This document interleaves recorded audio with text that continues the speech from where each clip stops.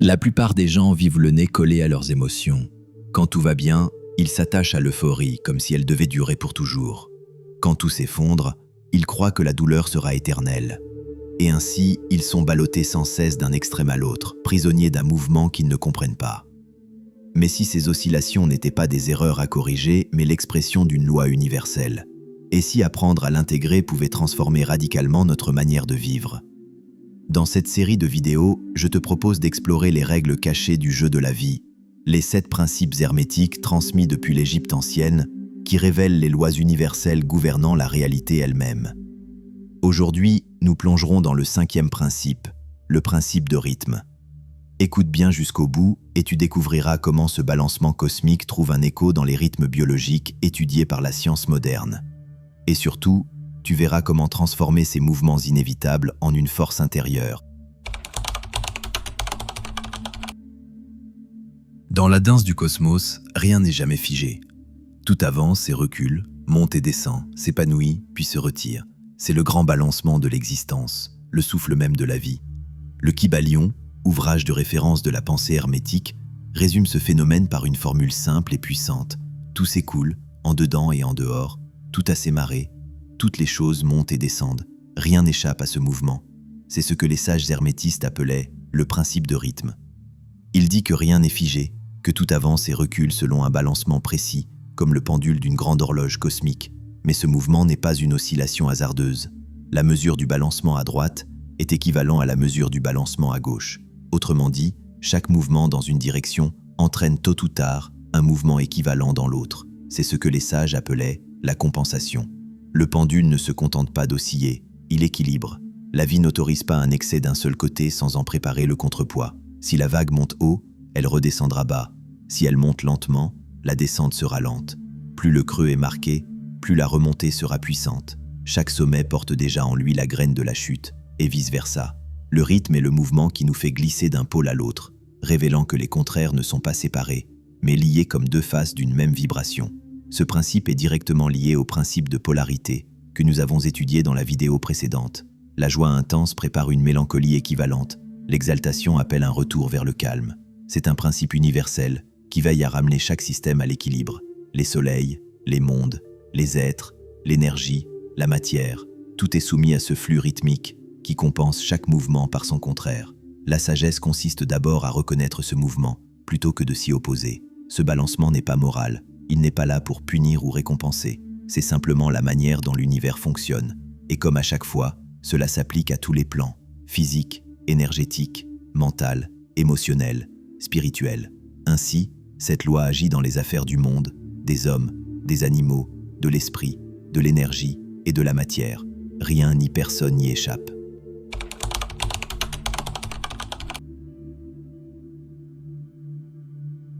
À première vue, le principe de rythme pourrait sembler métaphorique. Pourtant, lorsque nous tournons notre regard vers la science moderne, nous découvrons qu'il confirme ce que les anciens sages savaient déjà. Le corps humain lui-même est un chef-d'œuvre de rythmes imbriqués. Il fonctionne selon le rythme circadien, une horloge interne réglée sur 24 heures, qui gouverne notre sommeil, notre température corporelle, notre digestion, nos sécrétions hormonales. Quand nous respectons cette horloge naturelle, nous trouvons vitalité et équilibre. Mais lorsque nous la dérégulons, à cause des écrans tard le soir, du stress, du travail de nuit, tout notre organisme se désynchronise, entraînant fatigue, irritabilité et vulnérabilité à la maladie. Un autre exemple puissant est celui du système nerveux autonome. Il fonctionne comme un pendule entre 2 pôles, le système sympathique, qui nous met en action face aux défis, mobilisant énergie et vigilance, et le système parasympathique, qui nous ramène vers le calme, la récupération, la régénération. Trop de sympathique, et c'est la fuite, le stress, le burn-out. Trop de parasympathique, et c'est l'apathie, le figement. La médecine parle d'homéostasie pour désigner cette tendance naturelle du corps à retrouver l'équilibre. Le corps cherche en permanence à revenir vers l'équilibre.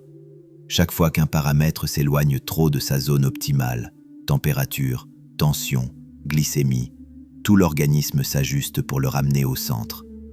C'est une version biologique de la loi de compensation. Après chaque excès, le système ramène la mesure. Même nos émotions obéissent à ce principe. Après un pic de joie ou de colère, le corps finit toujours par rétablir une ligne de base. Mais lorsque nous refusons ce mouvement naturel, lorsque nous essayons de figer un état, que ce soit l'euphorie, la performance ou au contraire l'anesthésie de la douleur, nous entrons dans un cercle vicieux. C'est ainsi que naissent les addictions. L'alcool, la drogue, les écrans, les jeux, les achats compulsifs. Toutes ces pratiques cherchent à prolonger artificiellement un haut ou à fuir un bas. Mais plus le sommet est forcé, plus le retour est brutal. Fatigue, vide, dépendance. Le corps réclame sa compensation et nous voilà prisonniers d'un cycle que nous ne maîtrisons plus. Plus nous cherchons à figer les sommets ou à fuir les creux, plus le retour de balancier sera violent. La sagesse consiste à reconnaître ce rythme et à coopérer avec lui, plutôt que de s'y opposer. Si ce voyage te parle, si tu ressens que ce savoir a de la valeur, alors abonne-toi à cette chaîne, active la cloche et partage cette vidéo à quelqu'un qui doit entendre cela aujourd'hui. C'est comme ça que tu soutiens ce travail et que tu aides ces connaissances à circuler.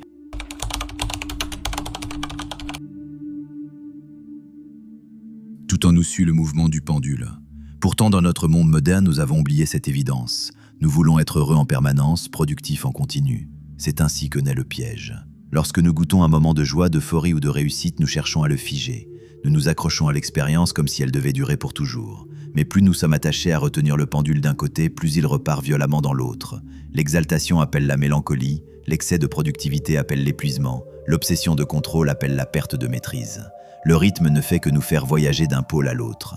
Le problème, c'est que tant que nous restons inconscients de ce mécanisme d'attachement à une polarité plutôt qu'une autre, nous nous identifions complètement aux états qui nous traversent.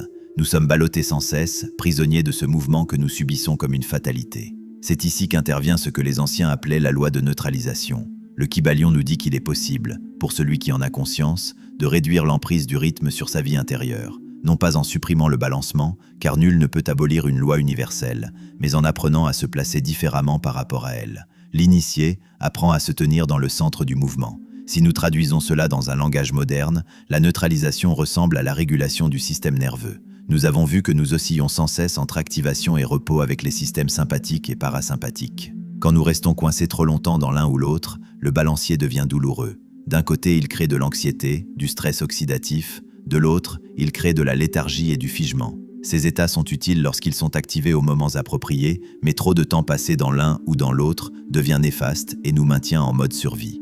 Quand nous apprenons à revenir au centre, dans un état de sécurité intérieure, ce que la science appelle l'état vagal ventral, le pendule continue de bouger, mais ne nous emporte plus. La neutralisation est une compétence neurophysiologique autant qu'une attitude intérieure. C'est développer sa capacité à retrouver et prolonger cet état de sécurité intérieure, augmenter son tonus vagal, élargir sa fenêtre de tolérance pour que le pendule puisse osciller sans nous renverser. Il ne s'agit pas de bloquer tes émotions, ni d'éviter tes expériences fortes, mais d'élargir ta capacité à les traverser sans perdre ton axe. Cette capacité à élargir ta fenêtre de tolérance est la condition de toute évolution consciente, car si tu ne peux pas contenir sereinement l'amplitude émotionnelle de ta vie présente, tu resteras figé dans les mêmes scénarios, incapable de passer au niveau suivant. Et si tu rêves d'une vie plus grande, plus belle, plus abondante, mais que ton système intérieur n'est pas capable d'embrasser la complexité, les responsabilités et les défis qui accompagnent cette nouvelle réalité, alors tu ne pourras jamais la créer. L'univers ne te refuse rien, c'est simplement la façon dont les choses fonctionnent. Vouloir plus, c'est demander à ton système de gérer plus d'intensité, de responsabilité, de visibilité, de complexité émotionnelle. L'amplitude que tu peux soutenir d'un côté ouvre la possibilité d'une amplitude équivalente de l'autre. C'est le socle de la manifestation consciente. La meilleure manière de neutraliser le pendule n'est pas de se durcir, ni de se couper de ses émotions. C'est au contraire de cultiver des états centrés comme la gratitude, l'inspiration, la paix. Ces états sont de véritables nutriments quantiques, car ils transforment chaque oscillation en énergie de croissance. On dit que l'amour, avec un grand A, est la synthèse et la synchronicité des opposés. Un état centré te permet de toucher du doigt cette réalité et de voir au-delà du paradoxe. C'est la capacité d'embrasser une situation telle qu'elle est, avec ses avantages et ses inconvénients, en voyant en quoi elle contribue malgré tout à ton chemin, à l'atteinte de tes objectifs, à exprimer tes valeurs les plus hautes. Si l'on devait résumer cet état en un seul mot, ce serait le mot « merci », un merci profond qui reconnaît que chaque expérience contient à la fois perte et bénéfice, et que les deux participent à ton évolution. Apprendre à voir les deux pôles en même temps, à donner du sens et à rester inspiré malgré la dualité. Le rythme ne t'emporte plus, il continue, mais toi, tu as trouvé l'agilité intérieure qui permet de danser plutôt que de subir. C'est cela, l'art d'appliquer le principe de rythme, reconnaître le balancement, comprendre la compensation, pratiquer la neutralisation et cultiver ses états centrés. La clé de ce principe ne réside pas dans la suppression des oscillations, mais dans notre agilité émotionnelle. Dans cette capacité à ressentir sans nous perdre, à réguler nos états intérieurs, à jouer avec nos perceptions pour retrouver le centre. Mais neutraliser ne signifie pas s'anesthésier. Beaucoup confondent la maîtrise avec le contrôle ou la mise à distance. La vraie neutralisation ne consiste pas à bloquer l'émotion. Notre pouvoir ne réside pas dans le refus du mouvement, mais dans la grâce avec laquelle nous l'accompagnons. Dans une prochaine vidéo, je te parlerai du 6e principe, le principe de cause à effet. Merci de m'avoir écouté.